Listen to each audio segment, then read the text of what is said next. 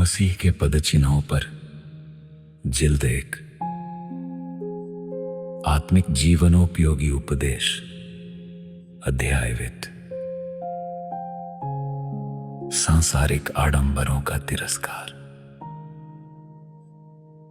प्रभु कहते हैं, जो मेरा अनुसरण करता है वह अंधकार में नहीं भटकता है।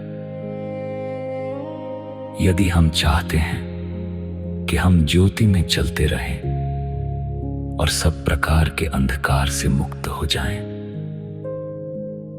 तो हम मसीह के उपर्युक्त शब्दों पर ध्यान दें और उनके जीवन, कार्यों एवं विचारों का अनुसरण करें। इसलिए हमारा मुख्य अध्ययन कार्य मसीह का जीवन होगा। मसीह की शिक्षा संतों की समस्त शिक्षा से सर्वोपरि है, और जिस व्यक्ति में आत्मा निवास करता है वो उस शिक्षा में छिपा मन्ना पाएगा। किंतु दुख कई लोगों के साथ ये है कि सुसमाचार की बातें सुन सुनकर भी उनके कानों पर जूं तक नहीं रेंगती, क्योंकि वे मसीह के आत्मा में सहयोगी नहीं है। किंतु यदि कोई आनंद के साथ संपूर्ण रूप से मसीह के शब्द जानना चाहता है, तो उसे चाहिए कि उसका जीवन मसीह के जीवन के अनुसार हो।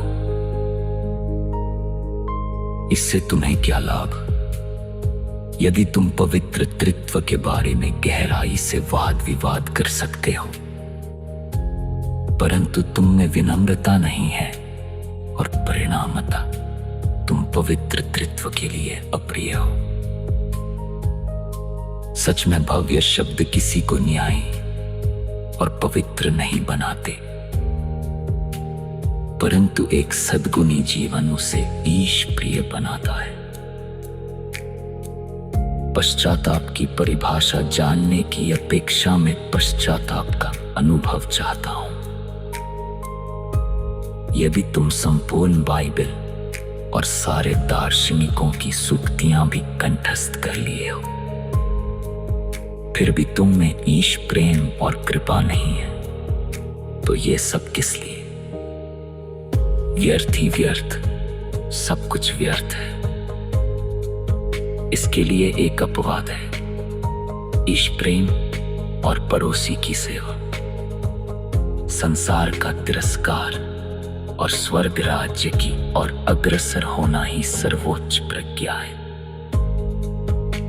नश्वर संपत्ति की चाह और उस पर आसरा रखना मूर्खता है। मूर्खता है मान सम्मान के लिए महत्वाकांक्षी बनना और ऊंचे जीवन स्तर को चाहना।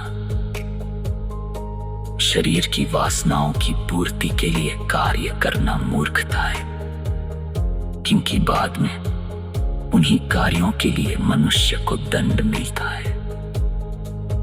लंबी आयु की चाह भी मूर्खता है, जब तुम इस समय का उचित उपयोग नहीं कर रहे हो। आने वाले जीवन की बात भूलकर वर्तमान में ही जीना मूर्खता है। अनंत आनंद की ओर बढ़े बिना क्षण भंगुर सुखों के पीछे पड़ना मेरी मूर्खता है। इस सूक्ति पर अक्सर विचार करो। आंखें देखने से कभी थकती नहीं, और कान सुनने से कभी नहीं भरते। इसलिए अपने मन को प्रत्यक्ष वस्तुओं से परोक्ष वस्तुओं की ओर मोड़ लो, क्योंकि भोगवादी अपने को कलुषित करते हैं, पर वे ईश्वर की कृपाओं से वंचित रह जाते हैं।